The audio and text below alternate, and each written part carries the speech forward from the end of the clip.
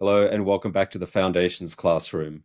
In the last Foundation video, we talked about something that's really important to understand early on, the difference between being lost and being disconnected. In this video, we want to go a step further and talk about why so many people begin questioning their purpose at particular moments in their lives, because this question rarely comes out of nowhere. I'm your host, Marvin Schneider, and I have with me in the studio my wife and world renowned energy healer, Jen Ward. Good to see you, Jen. Hi, it's good to be here. Let's get right into the meat and potato of this important topic. People often think they start questioning their purpose because something has gone wrong, but most of the time it's the opposite. The question arises because people are ready for a breakthrough. And that's an important reframe. People tend to assume that purpose questions show up because they're failing behind where their peers are at or broken in some way. But when you actually look at the timing of things, it often coincides with moments where old structures stop holding and start collapsing. Exactly. Purpose questions tend to surface during transitions, not because a person is lost, but because the identity or structure they were living from no longer fits. Sometimes that transition is obvious, other times it's very quiet. Let's talk about some of those trigger moments because people watching this might recognize themselves immediately in being part of one of those moments. There's about seven or eight broad categories of life moments that I'm aware of that tend to trigger a lot of people in beginning to think about the topic of purpose seriously and to begin to explore bigger questions about their life and life in general, actually.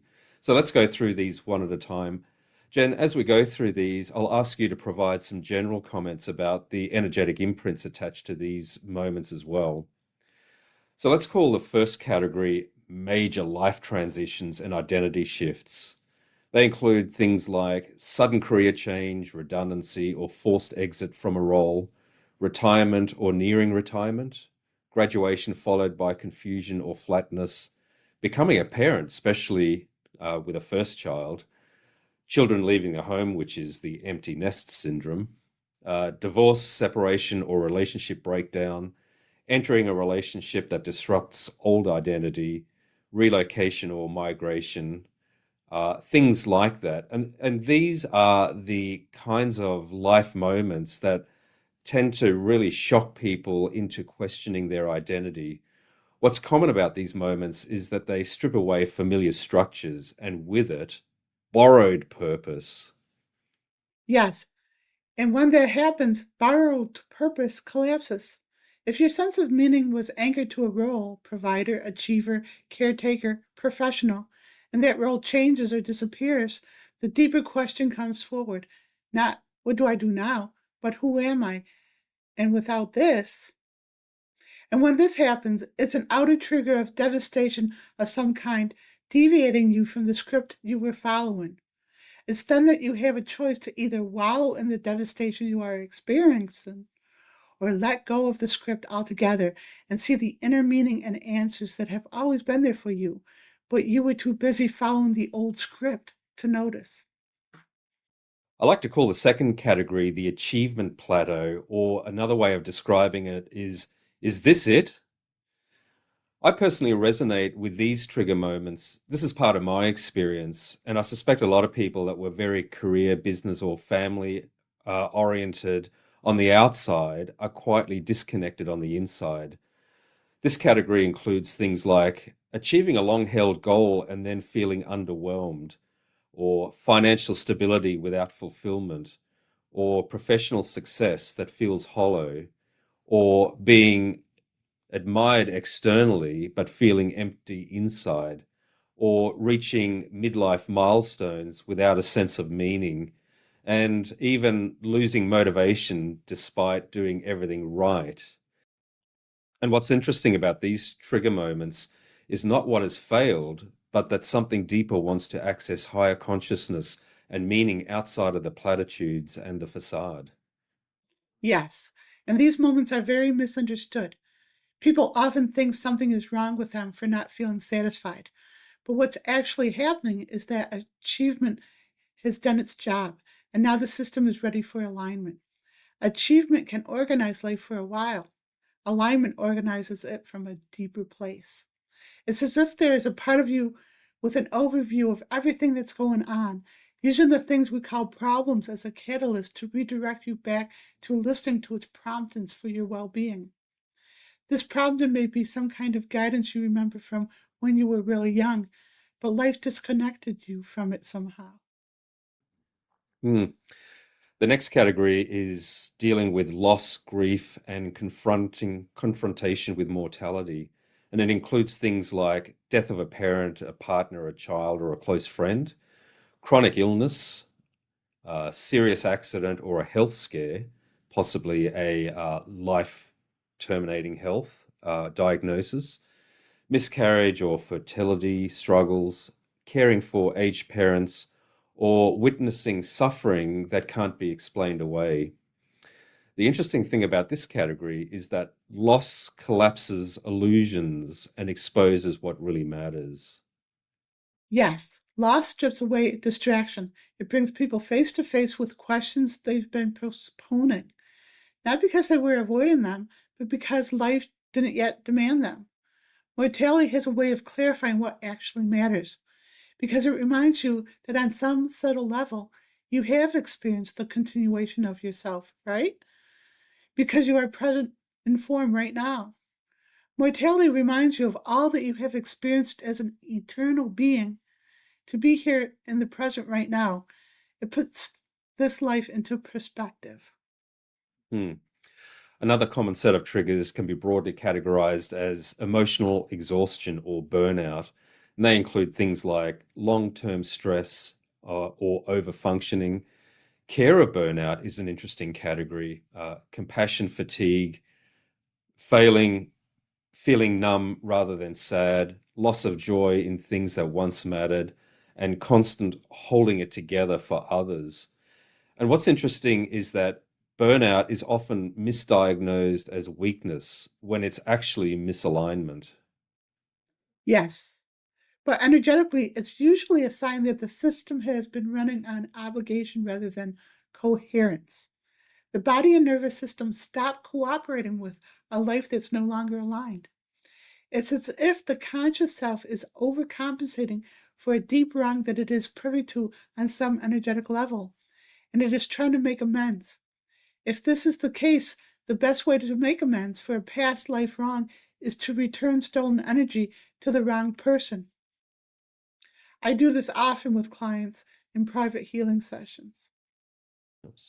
Next, we have relationship based triggers.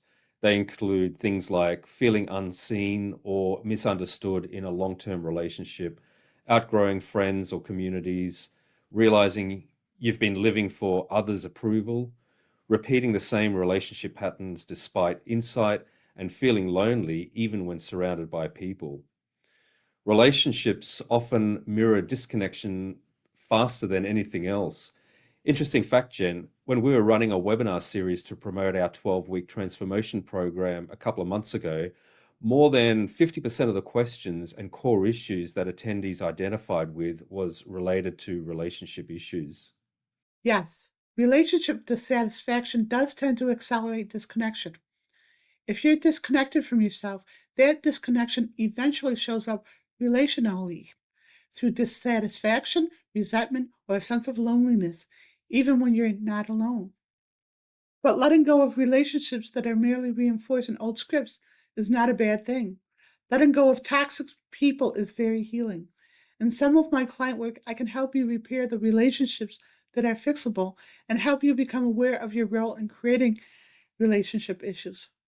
Or you can learn to let go of the people and situations who have acted as chains to mediocrity for you. You are too important to indulge them anymore. Another category we should talk about is a category around spiritual and existential crises. It includes things like losing faith in religion or major belief systems, spiritual practices that no longer work for you, feeling disillusioned with self help or mindset cultures, awakening experiences that disrupt identity, feeling called to something undefined, and questioning morality, meaning, or truth. These moments can feel very destabilizing, but they're often invitations to deeper coherence. People lose faith in belief systems, self help tools stop working, spiritual practices feel empty, mindset work no longer moves the needle. That's often because the person has outgrown the framework they've been using. What once supported them now limits them, and people start asking the deeper questions that their belief system either can't address or only addresses superficially.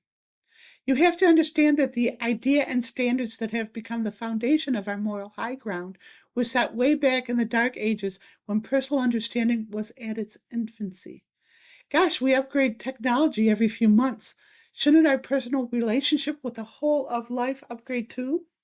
Shouldn't we at least upgrade from repetition of old constructs to actively participating in awakening our conscious self to its place in the universe?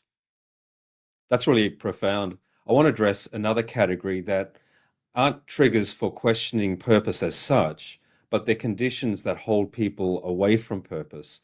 And unfortunately, there are a lot of people dealing with these inflictions. We're talking about a group of experiences related to pain, trauma, and unresolved history. And it includes things like persistent pain without an obvious cure, old memories resurfacing unexpectedly, trauma responses triggered without obvious cause, emotional reactions that feel disproportionate, and psychological disturbances.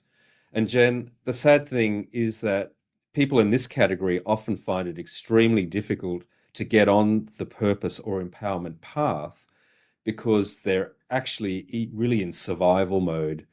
They spend a lot of their energy simply getting by. And Jen, you've worked with a lot of clients dealing with these kinds of issues. There's a lot of clearing to be done. Absolutely.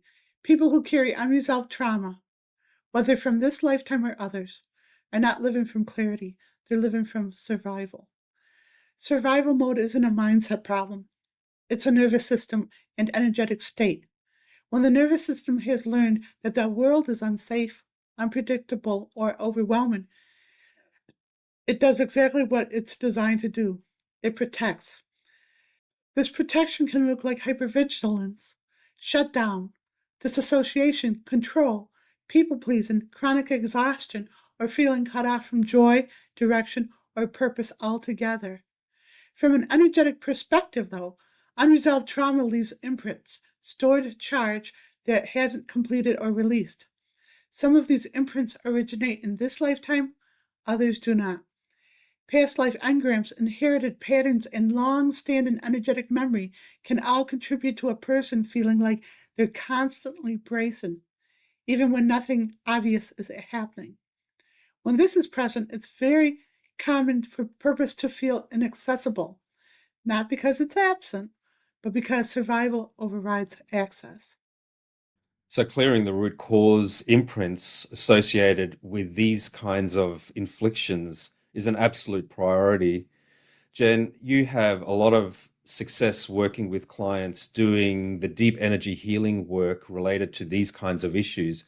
But it's important to say up front that this community is not a place where deep trauma processing or energetic clearing happens. That kind of work requires containment, precision, and safety that can't be provided in a public space like this community. Yes, absolutely. If you're in this category, feel free to reach out to me privately and I'll see what I can do to help you. I would recommend signing up for the 12-week transformation program if you're able to. If not, I can direct you to some free resources. But give serious consideration to committing to doing the deep work to finally get free of these experiences. All right. So in this video, we've explored the kinds of triggers that prompt people to question their purpose and the bigger questions in life. What's important to say here is that none of these triggers mean something is wrong with you. They don't mean you're failing at life. They mean that an old organizing structure has reached its limit. Absolutely. Purpose questions don't arise because purpose is absent. They arise because accessing is shifting. Something that used to work no longer does. And the system is asking for a new way of orienting. And that's why this community exists as an orientation point, not to tell you what to do next, but to help you recognize why the question is here and what it's pointing towards. Because once you understand the trigger, you stop personalizing the discomfort. You stop saying, "What's wrong with me?" And you start saying, "Something is reorganizing." That shift alone brings relief. So if you're watching this and you recognize yourself in one of the categories mentioned, complete the poll in this classroom page and write a post about your experience in the self observation tab of the community feed. Just bear in mind when you do post in the community, do it from a perspective of observing, not dumping your issues on the members. Thanks for being here. We look forward to catching you next time. Bye for now. Bye for now.